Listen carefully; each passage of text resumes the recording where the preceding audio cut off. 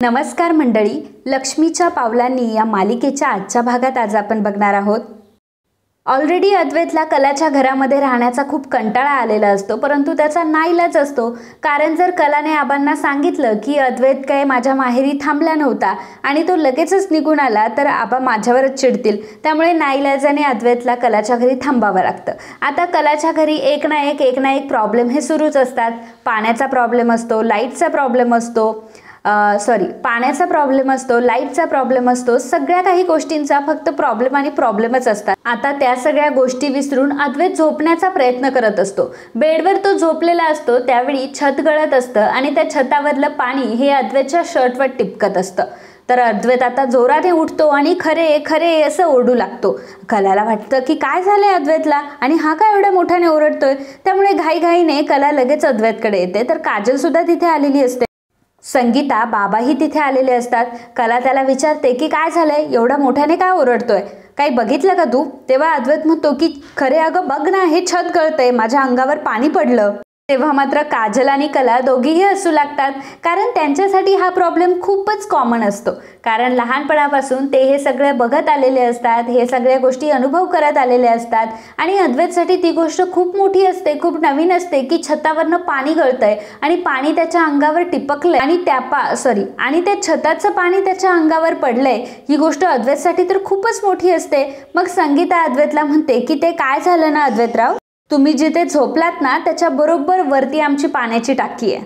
काय होतं ना, जेव्हा खूप पाऊस पडतो ना तेव्हा ती टाकी वाहायला लागते आणि मग छतातून खाली पाणी पडतं। ते काय होतं ना, टाकीमध्ये कचरा साठतो ना आणि दरवर्षी आमचे हे कचरा साफ करायला जात असतात। पण आता यावेळी काय झालं की यांच्या डोळ्याचा प्रॉब्लेम झाला, त्यामुळे त्यांना चांगलं दिसत नाही, म्हणून ते काही टाकीतला कचरा साफ करण्यासाठी गेले नाही। आणि बाहेरच्या माणसांना बोलवायचं म्हटल्यावर तुम्हाला तर माहितीच आहे, महागाई किती आहे, लोकांना किती पैसे द्यावे लागतात। पण अद्वैत म्हणतो की अहो हे सगळं खरं आहे, पण मी झोपायचं कसं आता? मी जर आता इथे झोपलो ना तर हा बेड पाण्याखाली जायचा। मग कला म्हणते की चांदेकर, हे बघ, एवढं ओव्हर रिॲक्ट करण्याची काही गरज नाहीये, खरंच सांगते तुला, नको करूस हे सगळं।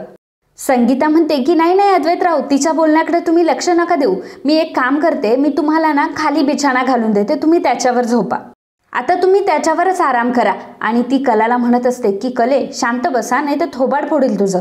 पण आपली कला थोडी कमी असते, मग ती संगीताला म्हणत असते की आई अगं खाली नको नको नको, खाली कशाला बिछाना घालतीयेस, किती खाली खराब असतं ते। अगं तू यांना काय असं तसं समजते का, चांदेकर आहेत ते, चांदेकर केवढे मोठे प्रस्थ आहे कोल्हापुरातले। आणि आई अगं अद्वैत चांदेकर आहे हा, अजिबात विसरू नको हा याला। अद्वैत चांदेकरला तर सगळ्या गोष्टी परफेक्ट लागतात, एकदम नीट अँड क्लीन, हो की नाही रे चांदेकर? तेव्हा चांदेकर हो म्हणतो। मग कला म्हणत असते की बघ आई, मी तुला म्हणत होते ना, चांदेकरला सगळ्या गोष्टी परफेक्टच लागतात। हे बघ चांदेकर, तू इथे खाली वगैरे झोपू नकोस, खाली बघ किती धूळ आहे, किती खराब आहे, आणि तू असं धुळीत झोपणार, मला तर काही बरं नाही वाटत। तू एक काम कर, तू बेडवरच झोप। मग कला अगदी अद्वैतच्या हाताला धरून त्याला बेडवर बसवते आणि म्हणते की झोप बरं, तू अजिबात काळजी करू नको, हा झोप। अद्वैत मात्र कलाचं बघून आणि कलाचं ऐकूनच खाली बेडवर झोपून जातो आणि कलाकडे बघत असतो। त्याला तर फार टेन्शन येत असतं, कारण वरून छत गळत असतं। मग कला संगीताला म्हणते की आई बघितलं ना, तू मला सारखी ओरडत असते, सारखी बोलत असते की मी माझ्या नवऱ्याची काळजी घेत नाही, माझ्या नवऱ्याचं काही ऐकत नाही, बघ आता मला माझ्या नवऱ्याची किती काळजी येते। आणि चांदेकर, तुला बघायचं होतं ना, आमच्या घरात जेव्हा अडचण येतात किंवा आम्हाला काहीही अडचण आल्यावर आम्ही त्याच्यावर कशा उपाययोजना करतो ते। एक मिनिट थांबा, या गोष्टीचा सुद्धा उपाय आहे माझ्याकडे, तू आता झोपलायस की नाही? मग कला आता खाली ठेवलेलं पातेलं घेते आणि अद्वैतच्या पोटावर ठेवते आणि अद्वैतला म्हणते की हे बघ, झालं की नाही उपाय ह्याच्यावर? आता काय, छतावरचं पाणी तुझ्या अंगावर पडणार नाही, डायरेक्टली ह्या पातेल्यात पडेल। आता ह्या पातेल्यात वरनं पाणी पडत राहील आणि मग काय, तू शांतपणे झोपू शकतो। संगीताला मात्र कलाचा खूप राग येत असतो, कारण ती अद्वैत सोबत ह्या सगळ्या गोष्टी करत असते। आणि मग कला संगीताला म्हणत असते की अगं आई, तुला सांगू का, खरंच अद्वैत खूप नाजूक आहे अगं, म्हणजे तो जरी वरून बुंदीच्या लाडवासारखा टणक जरी वाटत असला ना, तरी सुद्धा अगं अगदी रव्याच्या लाडवासारखा आहे बघ, अगदी मऊसर आहे तो। म्हणजे काय ना, त्याला जर असं काही झालं ना तर लगेच खिसखिस करतो। अद्वैत कलाला म्हणतो की काही पण काय बोलतीयस तू? तेव्हा कला म्हणते की नाही अद्वैत, तुझं काही ऐकून घेणार नाहीये मी, आता मला सांग की खरेंच्या घरी येऊन अद्वैत चांदेकर सॉरी द ग्रेट अद्वैत चांदेकरला जर खाली झोपवलं तर कसं वाटेल, ते बरं वाटेल का? नाही बाबा, मी तर काही हे सहन करू शकणार नाही, कारण तू किती महान आहेस अद्वैत. तुला सांगू का, आम्ही खरे तर हेच समजू बाबा की द ग्रेट अद्वैत चांदेकरांचं खरेंच्या घरी अभिषेक होतोय. म्हणजे बघ ना, कसं पाणी वरून तुझ्यावर टपकणार, त्या पातेल्यात पडणार, एका अर्थी तुझा अभिषेकच झाला की नाही खरेंच्या घरी. तू झोप हा, आता शांतपणे झोपून घे. संगीता कलाला म्हणते की कले, अगं नवऱ्याशी असं बोलतात का? कसं बोलतेस ग तू तुझ्या नवऱ्याशी? कला म्हणते की आई, माझा नवरा कसा आहे ना हे मला चांगलंच माहिती आहे. अगं आई, तुला माहित नाहीये, अद्वैत काहीही करू शकतो. माझा नवरा आहे तो, मला माहिती आहे, तो कसाही झोपू शकतो. अगं तो काही पण ऍडजस्ट करतो, तुला नाही माहिती? चला बरं, तुम्ही बाहेर चला, त्याला आराम करू द्यात आता. बाबा आणि संगीता म्हणत असतात की कले अगं काय बोलतीयस तू, परंतु कला त्या दोघांचंही काही ऐकत नाही आणि म्हणते की जा बरं तुम्ही बाहेर जा, आता अद्वैतला आराम करू द्या थोडासा. आणि आई, तू बाबांना जेवायला वाढ बरं, असं म्हणत आता ती दोघांनाही तिथून काढून देते. पुन्हा अद्वैतकडे येते आणि अद्वैतला म्हणते की चांदेकर, आता तू निवांत झोप हा, आता मी तुला डिस्टर्ब करायला अजिबातच येणार नाही.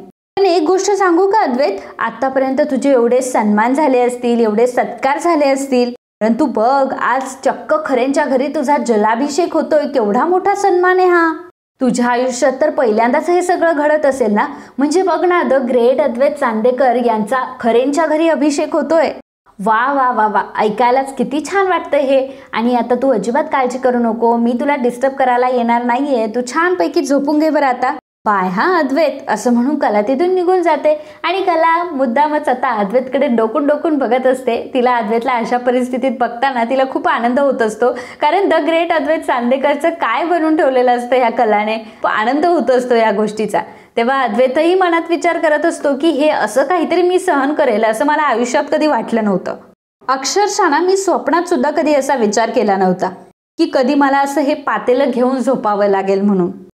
इकडे सरोज त्या गुंडांना कॉल करते, ज्या गुंडांनी कलाच्या घरी तोडफोड केलेली असते. आणि त्या गुंडांना ती म्हणत असते की तुम्ही तुमचं काम अगदी चोखपणे पूर्ण केलंय, तुम्हाला तुमचे पैसे अगदी व्यवस्थित मिळतील, फक्त हा फोन तुम्हाला कोणाकडून आला होता हे मात्र कोणालाच कळता कामा नये. या सगळ्या गोष्टींमध्ये चांदेकरांचं नावही यायला नको. नक्की खरेंच्या घरी तोडफोड कोणी करायला सांगितली होती ही बातमी ह्या कानाची ह्या कानाला सुद्धा कळता कामा नये. एवढं सरोज बोलते आणि मागे वळून जेव्हा बघते तेव्हा आपली रोहिणी तिचं सगळं बोलणं ऐकत असते. आणि आता रोहिणीला समजलेलं असतं की याचा अर्थ कलाच्या घरी जे गुंड पाठवले होते आणि कलाच्या घरी जी तोडफोड झाली आहे ती दुसरी तिसरी कोणी नसून सरोज वहिनीने केली आहे. सरोज जेव्हा रोहिणीला बघते तेव्हा रोहिणीवर चिडते आणि रोहिणीला म्हणते की रोहिणी तू, अगं प्रत्येकाच्या सेपरेट रूम आहे या घरामध्ये, कशासाठी दिल्या प्रत्येकाला सेपरेट रूम? ज्याची त्याची प्रायव्हसी जपण्यासाठी ना. आणि तुला जर माझ्या रूममध्ये यायचं असतं तर नॉक करून नाही येता येत तुला? माझा किती महत्वाचा फोन सुरू होता आणि गुपचूप मागे येऊन उभी राहिलीस तू. आणि ही काय पद्धत झाली का वागण्याची? तेव्हा रोहिणी म्हणते की ओके चिल सरोज वहिनी, अगं तुझा फोन चालू होता का? माझं तर लक्षही नव्हतं अगं त्याकडे. अगं मला तर कळलं पण नाही तू काय बोलत होती. आणि मी तर तुला हे सांगायला आले होते की अद्वैत अजून घरी आला नाहीये. काय चाललंय अगं अद्वैतचं, बघतीयस ना तू? तेव्हा सरोज म्हणते की झालंय माझं अद्वैतशी बोलणं आणि तो काही मुद्दाम नाही थांबलाय खरेंच्या घरी. रोहिणी म्हणते की अगं सरोज वहिनी काय झालंय, तू एवढी का चिडतीयस? सरोज म्हणते की मग चिडू नको तर काय करू? अद्वैतच्या बाबतीत जरा जरी काही झालं की लगेच तू माझ्याकडे येतेस. आणि तुला काय वाटतं ग नक्की, मी मूर्ख आहे की अद्वैतला अक्कल नाहीये? काय चाललंय काय ग तुझ्या डोक्यात नक्की? तेव्हा रोहिणी म्हणते की वहिनी अगं माझ्या डोक्यात तर काहीच नाही चाललंय, मी तर फक्त तुला सांगायला आले होते. मला फक्त इतकंच वाटत होतं की उगाचच तुला अंधारात ठेवायला नको. शेवटी काय तू मलाच वरून बोलतीयस, जाऊ दे चुकलंच माझं, जाते मी, असं म्हणून रोहिणी तिथून निघून जाते. जेव्हा रोहिणी बाहेर येते तेव्हा म्हणत असते की बाप रे बाप, सरोज वहिनीला मी थोडंसं काय डिवचलं, तिने तर डायरेक्ट फणाच काढला. आणि सरोज वहिनी तर काय आज उफाळूनच आली आहे. आणि तसंही मी मगाशी जे काही ऐकलं ते तर म्हणजे एकदम बॉम्बच आहे. बापरे, मला तर विश्वासच बसत नाही की हिने खरेंच्या घरी हल्ला केलाय. वा वा वा, आता तर हा माझा हुकुमाचा इक्का आहे आणि हा हुकुमाचा इक्का आता मी कुठल्या कुठल्या डावात वापरते बघाच. असं बोलून रोहिणी तिथून निघून जाते. इकडे अद्वैत झोपलेला असतो, त्याला काही झोप येत नसते. ते वरून येणारं पाणी कंट्रोल करण्याचा प्रयत्न करत असतो आणि इकडे तिकडे हालचाल करत असतो. ते पातेलं इकडचं तिकडे घेऊन जात असतो आणि त्याची ही मज्जा बघत असते कला. कला बाहेरून हे सगळं बघत असते आणि हसत असते. आता संगीता तिथे येते आणि ती विचार करू लागते की ही कला आतमध्ये काय बघते, म्हणून संगीता सुद्धा बघण्यासाठी येते. तर कला मात्र अद्वैतच्या त्या परिस्थितीचा, अद्वैत जे पातेलं घेऊन झोपलेला असतो त्या गोष्टीचा मजाक उडवत असते आणि हसत असते. मग आता संगीताला राग येतो आणि कलाला ती मारते आणि म्हणते की काय ग, काय चाललंय तुझं, काय ग तुझा हा चावटपणा आणि अशी फजिती करतो कोणी जावई बापूंची, काय करतेस कले तू, हे बघ मला तुझ्याकडनं ह्या अपेक्षा अजिबात नाहीये. हा अगं नवरा म्हणजे देव असतो, नवऱ्याची चार चौघामध्ये इज्जत ठेवायची असते, नवरा म्हणजे सगळं काही असतं आणि तू काय करतेस. कला म्हणते की आई जरा शांत बोल ना ग, हळू बोल ना जरा, माहितीये तो माझा नवरा आहे म्हणून. आणि चांदेकरचे कान खूप तीक्ष्ण आहे बरं का, त्याने जर ऐकलं ना उगाचच राडा करत बसेल. एवढं काही होत नाही, जाऊ दे थोडंफार चालतं. तेव्हा संगीता ओरडते आणि म्हणते की एवढं काही होत नाही म्हणजे काय, काय चाललंय काय तुझं कले. कला म्हणते की अगं आई ओरडू नको, चांदेकर उठेल ना, आणि 2 मिनिटं फक्त 2 मिनिटं ग, मला त्याची गंमत बघू दे ना. संगीता म्हणते की मज्जा म्हणजे काय ग. तर कला म्हणते की आई बघ ना चांदेकर कसं पातेले इकडचं तिकडं घेतोय, बघ ना तू पण त्याची मज्जा बघ. मग संगीता पुन्हा एकदा कलाला मारते आणि म्हणते की मी मज्जा बघू, काय बोलतेस काय कले तू, तू काय इथे त्यांची मजा घेण्यासाठी आली आहे. अगं एवढं लक्षात ठेव की आपल्या घरी आलेत अगं, ते या घरचे जावई आहेत, ते मला दुसरं तिसरं काही माहीत नाही, त्यांना शांत झोप लागायलाच हवी. मी बघते वरच्या टाकीचं काही करता येतं की काय, यांना विचारते एकदा.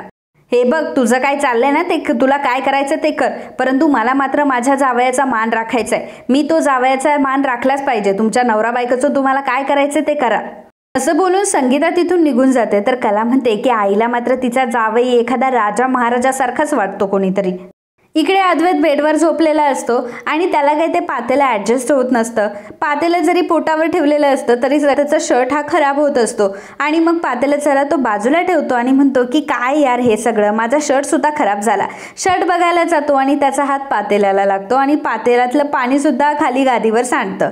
मग तो म्हणतो की अरे देवा हे काय होऊन गेलं, आता गादी पण खराब झाली. कला बघते की अद्वैतने त्यांची गादी खराब केली आहे, त्यामुळे कला लगेचच रागा तिथे येते. आता अद्वैत उठायला जाणार आणि कला तिथे येणार हा एकच टाइम होतो आणि कला आता खाली पडते. तेव्हा अद्वैत आता कलाला सावरतो आणि मग काय त्याच वेळी संगीता तिथे येते. दोघांना अशा अवस्थेत बघते त्यामुळे संगीता लाजते आणि तिला खूप छान वाटतं की जावई बापू आणि कलामध्ये सगळं काही छान चालू आहे आता. तर इकडे सरोजने एका माणसाला कॉल केलेला असतो आणि त्याला ती सांगते की मी सरोज चांदेकर बोलतेय. त्यावर तो माणूस म्हणतो की हो बोला ना मॅडम, काय म्हणताय तुम्ही. तेव्हा सरोज म्हणते की दिनकर खरे यांच्या इथे जे तोडफोड झाली आहे ती तोडफोड तुम्ही केली आहे असं तुम्ही दिनकर खरे यांना सांगायचं. तेव्हा तो बँकेतील माणूस म्हणतो की अहो मॅडम, परंतु ती आमची माणसं नव्हती, ऑलरेडी आम्ही हे सांगितलंय त्यांना. सरोज म्हणते की हो बरोबर असेल तुमचं सध्या, परंतु मी तुम्हाला जे काही सांगते ना तेच करा आणि खरेंना तुम्ही सांगा की तुमच्या घरी चुकीची माणसं आली होती घर फोडायला आणि त्यांनी चुकून तुमचं घर फोडलं. तुम्ही जर असं केलं तर चांदेकर ज्वेलर तुमच्याकडनं लोन सुद्धा घेऊ शकतं. आणि एक गोष्ट म्हणजे चांदेकर ज्वेलर्स तुमच्यासारख्या छोट्या पतसंस्थेकडून लोन घेताय म्हटल्यावर तुमच्यासाठी ही खूपच मोठी गोष्ट आहे. सरोजने त्या माणसाला त्यांच्या बँकेमध्ये लोन घेण्याची ऑफर दिलेली असते. त्यामुळे तो माणूस आता हे कृत्य करण्यासाठी लगेचच तयार होतो आणि म्हणतो की मॅडम लक्षात आल्या माझ्या सगळ्या गोष्टी, तुम्ही काळजी करू नका, मी असंच सांगेल. सरोज म्हणते की ठीक आहे, या सगळ्या गोष्टीमध्ये तुमचा किती फायदा आहे हे तर तुम्हाला लक्षात आलंच असेल, मग तसं कामही करा. मग तो माणूस म्हणतो की हो मॅडम अजिबात काळजी करू नका, तुमचं काम होऊन जाईल. कला आणि अद्वैत आता दोघंही त्याच पोझिशनमध्ये उभे असतात की अद्वैतने कलाला सावरलेलं असतं. कला अद्वैतला म्हणते की झालं तुझं. अद्वैत म्हणतो की माझं तर झालंय, तुझं जर धडपडायचं झालं असेल तर म्हणजे मला आता तुला सावरता येईल. कला म्हणते की अजिबात नाही, तू सावरायची तर अजिबातच गरज नाहीये. एकतर मी पडेल परंतु स्वतःला सांभाळून पुन्हा उठेल, पण तू मला सावरलंय म्हणून मी वाचले असं जर तुला म्हणायचं असेल तर अजिबात म्हणू नको आणि सावरूही नकोस. अद्वैत म्हणतो की अच्छा. मग अद्वैत लगेचच हात सोडून देतो. कला पडणार असते परंतु स्वतःला सावरते आणि चांदेकरवर ओरडते. तेव्हा अद्वैत म्हणतो की मग तू म्हटली म्हणून तर तुला सोडलं. कला म्हणते की हे बघ चांदेकर, मला त्या गोष्टींवर अजिबात बोलायचं नाहीये. हा आधी मला बोलू दे, मला काय बोलायचंय ते. आणि माझी गादी का ओली केलीस तू. तेव्हा अद्वैत म्हणतो की तू काय केलंस मग, आणि तू कसं वागलीस माझ्यासोबत, भांडे ठेवून गेली माझ्या अंगावर तू, आणि तुलाही माहितीये वरून छत गळते, उगाच तू माझ्यावर काही ब्लेम करू नकोस. हा कला म्हणते की का का तुझ्यावर ब्लेम नाही करायचं? हे बघ, आमच्या छताचं जर पाणी खाली गळत असेल ना तर आम्ही तिथे भांडं ठेवतोच, त्यामुळे त्याच्यावर पाणी पडतं. आणि तू काय केलंस? तू तर आता सगळं भांडंच उपडं केलं गादीवर. म्हणजे काय झालं की गादी सगळी ओली झाली ना? चांदेकर, एवढे दिवस झाले मी तुझ्या खोलीत राहते, कधीतरी मी तुझा बेड खराब केलाय का अजूनपर्यंत? अरे तुझी गादी तर सोड, माझ्या गादीवर जरी सुरकुत्या असल्या तरी सुद्धा तू मला माझी गादी नीट करायला लावतो. आठवतं ना तुला सगळ्या गोष्टी? तेव्हा अद्वैत म्हणतो की त्याला प्रोफेशन असं म्हणतात. कला म्हणते की हां, त्याला प्रोफेशन म्हणतात. राहू दे तुझं प्रोफेशन तुझ्याकडेच. अरे तुझ्या खोलीमध्ये तुझ्या बेडवर मी थोडंसं सामान जरी ठेवलं ना तरी सुद्धा तू सगळं घर डोक्यावर घेतोस. आणि आता तर काय, तू सगळी माझी गादी ओली केली आहे, त्याचं काय बोलशील आता? अद्वैत म्हणतो की उगाचच गोष्टी कम्पेअर करू नकोसा. सांगतो ना तुला मी, तू येण्याच्या आधीच ती गादी ओली झाली होती, माझा शर्ट ओला झाला होता आणि त्यात ते पाणी सांडलं, एवढं काय त्याच्यात? ती गादी अशीच खराब होणार होती, उगाचच नाटकं करू नकोस. कला म्हणते की मी तुझ्या खोलीत एवढं नाही केलं तर त्या गोष्टीला तू नाटक म्हणतो, आणि तू माझ्या खोलीत इतकं काही करतो त्याला काय म्हणायचं मी? आणि काय रे, मला तर तुझ्या खोलीत कशाचीही परमिशन नाहीये आणि आता तू ही गादी वाळवून देणार आहेस का मला? अद्वैत म्हणतो की हो ना, आता किती बोलशील, चुकून झालं ना सगळं. तेव्हा कला म्हणते की चुकून झालं? मला सांग अद्वैत चांदेकर, चुकूच कसं काय शकतो? आता ह्या सगळ्या गोष्टी संगीता ऐकत असते, संगीताने सगळं काही ऐकलेलं असतं. कला खूपच अद्वैतला बोलत असते, ते बघून संगीता समोर येते आणि कलाला शांत करते आणि म्हणते की कले, अगं कशापायी इतका विषय वाढवतीयस तू? तेव्हा अद्वैत आता लगेचच सिंपती दाखवण्याचा प्रयत्न करत असतो आणि संगीताला म्हणत असतो की बघा ना, मी सुद्धा मगाच्यापासून हेच सांगतोय तिला, कशासाठी एवढा वाद घालते काय माहिती. आता तुम्हाला तर माहिती आहे ना, छत गळतंय आणि गादी तशी खराब होणारच होती ना, आणि तुम्ही पण बघितलं ना हिने कशा प्रकारे माझ्या अंगावर भांडं ठेवलं. आता मला सांगा की हे सगळं बरोबर आहे का? आता मी तिला हेच सांगण्याचा प्रयत्न करतोय तर ऐकत नाहीये माझं. संगीता म्हणते की जावई बापू, जाऊ द्या, तुम्ही तिच्याकडे लक्ष देऊ नका, तुम्ही बाहेर जा बरं, फ्रेश व्हा, मी तुमच्यासाठी टॉवेल घेऊन येते. मग अद्वैत तिथून निघून जातो. मग संगीता पुन्हा कलावर ओरडू लागते की काय चाललंय कले तुझं? का ग, तू का अशी वागते सारखी सारखी जावई बापूंसोबत? कशाला त्रास देते त्या भल्या माणसाला? म्हणते की काय आई, मी त्याला त्रास देते? हे बघ आई, मी तुला समजावून सांगते की प्लीज तू त्याच्या गोड बोलण्याला अजिबात भूलू नकोस हा. अगं तो माझ्याशी कसा वागतोय एकदा बघ तरी, किती गादी ओली केली त्याने आपली. संगीता म्हणते की अगं कले, काय झालंय तुला? नक्की तू कलाच आहेस ना? माझी कला तर अशी अजिबातच वागत नव्हती ग. अगं ते एक बोलले म्हणून काय तू त्यांना 10 ऐकवलंस? जाऊ दे, तुझ्याशी बोलण्यातच काही अर्थ नाही, काय गोंधळ घालायचा तो घाल, मला बघू दे त्यांच्यासाठी काही करता येईल का, असं म्हणून संगीता तिथून निघून जाते. कला म्हणते की काय चाललंय हे सगळं? तिकडे गेल्यावर त्याची आई त्याची बाजू घेते, इकडे आल्यावर माझी आई याची बाजू घेते. ही माझी आई आहे की काय आहे नक्की? काय अर्थ या सगळ्या गोष्टीला? किती अवघड आहे हे सगळं. इकडे राहुल आणि नैना दोघंही रूममध्ये असतात. नैना आरशासमोर उभी असते नेहमीप्रमाणे आणि राहुल नेहमीप्रमाणे मोबाईलमध्ये गेम खेळत बसलेला असतो. आता त्यावेळी नैनाच्या मोबाईलवर एक मेसेज येतो. 7 लाख रुपये नैनाच्या अकाउंटवर क्रेडिट झालेले असतात. ते बघून नैनाला खूप आनंद होतो आणि ती म्हणत असते की ओ माय गॉड माझ्या अकाउंटवर 7 लाख रुपये आलेत. तेव्हा राहुल म्हणतो की ते पैसे माझेच आहे, मीच तुला सांगितलं होतं ना की तुझ्या अकाउंटवर येणार आहेत म्हणून. बरं झालं, तसंही पैसे जमा झाले, मी त्यांना फोन करणारच होतो त्यासाठी. तेव्हा मग नैना विचारते की पण तुला कशाला हवेत इतके पैसे? राहुल चिडतो आणि म्हणतो की का, तुला कशाला चौकशा करायच्या आहे? मी विचारतो का तुला कधी तू कुठे चालली आहेस, काय करतेस, कोणाबरोबर चालली आहेस म्हणून? मी जर तुला यातलं काही विचारत नाहीये तर मला पण विचारण्याचा तुला काही अधिकार नाहीये आणि तुझा या सगळ्या गोष्टीशी काही संबंध नाहीये, समजलं तुला? तेव्हा नैना म्हणते की नाही, संबंध कसा नाहीये माझा या सगळ्याशी? माझा तर या सगळ्या गोष्टींशी पहिल्यांदा संबंध आहे, माझा पैशाशी संबंध नाही, असं कधी होणारच नाही ना. आता बघ डार्लिंग, मी तुला पूर्णपणे साथ देईल, परंतु तुला 7 लाख काय पूर्णपणे मिळणार नाही. माझं कमिशन तर मला मिळलंच पाहिजे.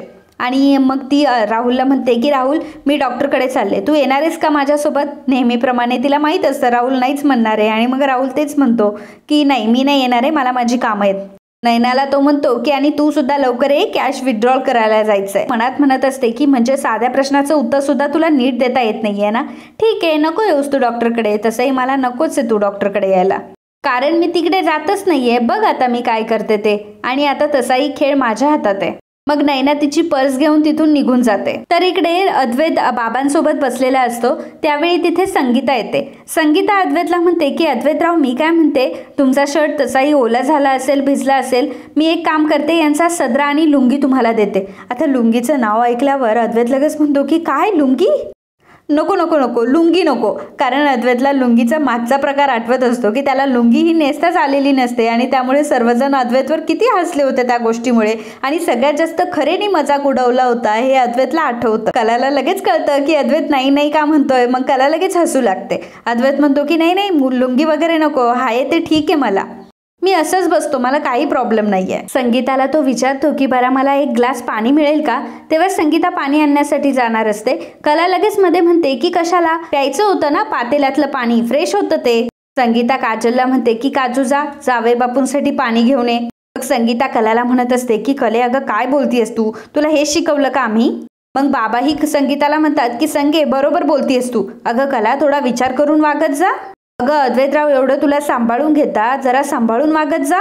अद्वैत मात्र भोळा चेहरा घेऊन तिथे बसलेला असतो. जणू काही अद्वैत किती जास्त इनोसंट आहे आणि सगळा अन्याय जो होतोय तो त्याच्यावरच होतोय.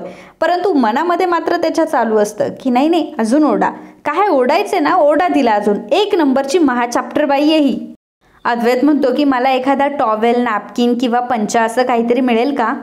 अद्वैत त्या टॉवेलने त्याचं तोंड पुसायला जातं तर त्या टॉवेलचा वास येत असतो आणि म्हणत असतो की काय याचा वास येतोय. तेव्हा मग संगीता सांगू लागते की अहो जावई बापू त्याचं काय झालं ना, पावसाळ्यात कपडे वाळत नाही, आंबट ओलेच राहतात आणि मग त्याचाच वास असणार तो. मी एक काम करते, तुम्हाला दुसरा आणून देते. अद्वैत म्हणतो की काही नाही, काही प्रॉब्लेम नाही, जाऊ द्यात, माझ्याकडे रुमाल आहे, मला आठवलं. मग रुमालानेच अद्वैत त्याचं तोंड पुसतो. तर काजल आता अद्वैतला पाणी आणून देते. अद्वैत ते पाणी पितो त्याच वेळी त्याला फोन आलेला असतो, तो म्हणजे बँकेतल्या माणसाचा. आणि तो माणूस अद्वैतला म्हणत असतो की साहेब अशी आपलं बोलणं झालं होतं बघा. अद्वैत म्हणतो की हो हो बोला ना. मग तो माणूस सांगू लागतो की मगाशी मी तुम्हाला बोललो होतो की मी चौकशी करतो म्हणून. मी जेव्हा डिपार्टमेंटमध्ये चौकशी केली तेव्हा मला कळलं की ती माणसं आमचीच होती. सर ते लोक नेहमीची वसुली करणारे नव्हते, त्यामुळे त्यांना घर समजलं नाही आणि ते दुसऱ्याच घरी गेले. खरं तर त्यांना वेगळ्याच घरात जायचं होतं, परंतु चुकून तुमच्या घरात शिरले. अद्वैत म्हणतो की अहो तुम्ही काय बोलताय, तुमचं तुम्हाला तरी कळतंय का, आणि अशा माणसांना तुम्ही कामावर ठेवता तरी कशाला. त्यावर तो माणूस म्हणतो की साहेब चुकून झालं आमच्याकडनं. मग अद्वैत चिडतो आणि म्हणतो की चुकून झालं म्हणजे काय. आता मिस्टर खरे यांच्या घरी जे काही नुकसान झाले त्याचं काय, त्याची भरपाई आता तुम्हाला करावीच लागेल. तर तो माणूस म्हणतो की ठीक आहे साहेब, करतो आम्ही, तुम्ही चिडू नका. आणि मग तो माणूस आता फोन ठेवतो. परंतु अद्वैतला कुठे माहीत असतं की हे सगळं सरोजचं आणि सरोजने त्या माणसाला आणि बँकेलाही विकत घेतलंय.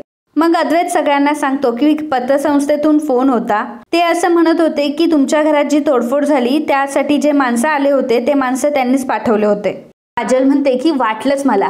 बाबा म्हणतात की अहो अद्वैतराव पण असं कसं काय होईल, कारण आम्ही तर पुढचे 2 हप्ते आधीच भरले होते. मग कला म्हणते की हां असं कसं काय झालं. मग अद्वैत सांगू लागतो की खरं तर ती चुकीची माणसं होती, त्यांना वेगळ्या घरात जायचं होतं आणि ते आपल्या घरामध्ये आले. हे ऐकल्यावर कला म्हणते की हां असं कसं काय करू शकतात ते, असं कसं काय घरामध्ये येऊन तोडफोड करू शकतात, त्यांना नीट घरं बघता येत नाही का.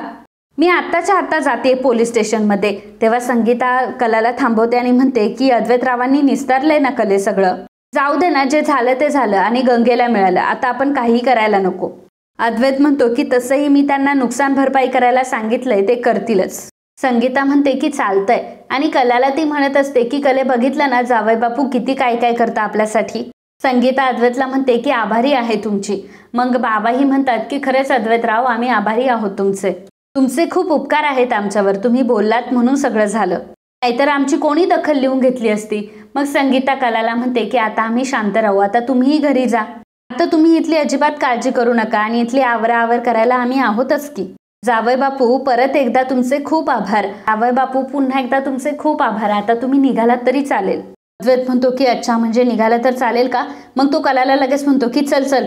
मग कला आता सगळ्यांचा निरोप घेऊन अद्वैत सोबत निघत असते.